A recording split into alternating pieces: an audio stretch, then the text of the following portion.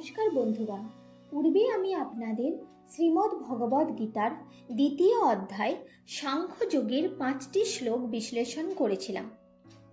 আজ ৬ থেকে শুরু করব।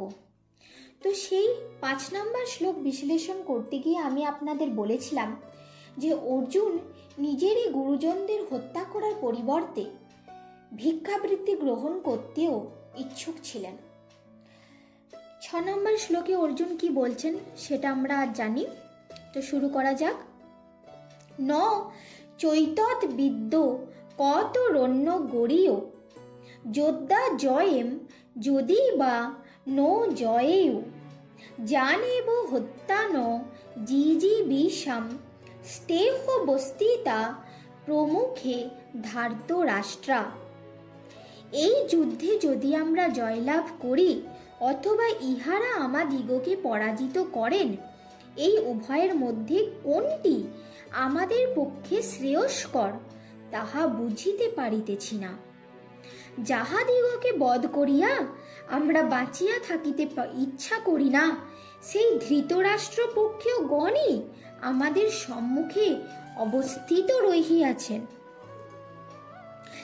কার্পণ্য দোষ পোহত স্বভাব পিচ্ছামি তাং ধর্ম সংমূঢ় চেতা যচ্ছ্রেয় সান্নিশ্চিতং ব্রহি তন্মে শিষ্যস্তেহং সাধিমাং তাং প্রপন্নম।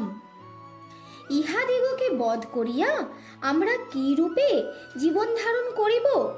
এইরূপ দীনতা দোষে আমাদের শৌর্য তেজাদি যুক্ত স্বভাব অভিভূত ও আমার চিত্ত স্বধর্ম বিষয়ে বিমূঢ় হইয়াছে। আমি আপনার নিকট প্রার্থনা করিতেছি, আমার পক্ষে যাহা মঙ্গলকর তাহা নিশ্চয় পূর্বক আমাকে বলুন। আমি আপনার শিষ্য, আমি আপনার শরণাগত, আমাকে উপদেশ দিন। নহি প্রপশ্যামি মমাপনুদ্যাৎ যচ্ছক মুচ্ছসন মিদ্রিয়ানাম অবাপ্য ভূমা বশপত্নমৃদ্ধং রাজ্যং সুরানামপি চাধিপত্যম। পৃথিবীতে শত্রুশূন্য সমৃদ্ধ রাজ্য ও স্বর্গের আধিপত্য পাইলেও আমার ইন্দ্রিয় বর্গের সন্তাপক শোক নিবারণ করিতে পারে এমন কোনো উপায় দেখিতেছি না। এখানে অর্জুন শ্রীকৃষ্ণের কাছে প্রার্থনা করছেন যে আমার পক্ষে যা মঙ্গলকর, আমার পক্ষে যেটা সঠিক সেটাই আপনি আমাকে বলুন, আমাকে উপদেশ দিন, কারণ আমি আপনার শরণাগত, আমি আপনার শিষ্য। সঞ্জয় উবাচ এব মুক্তা হৃষিকেশং গুড়াকেশ পরন্তপ ন যৎস ইতি গোবিন্দ মুক্তা তুষ্ণীং বভুব হ।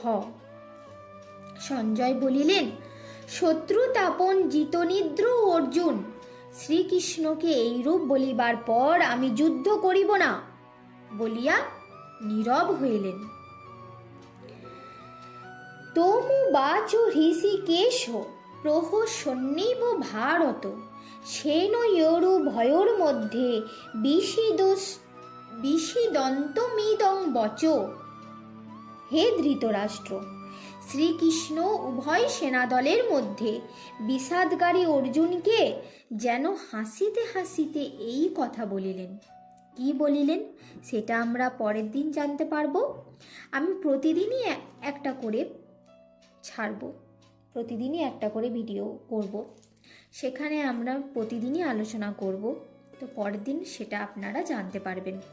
আজ এইটুকুই থাক।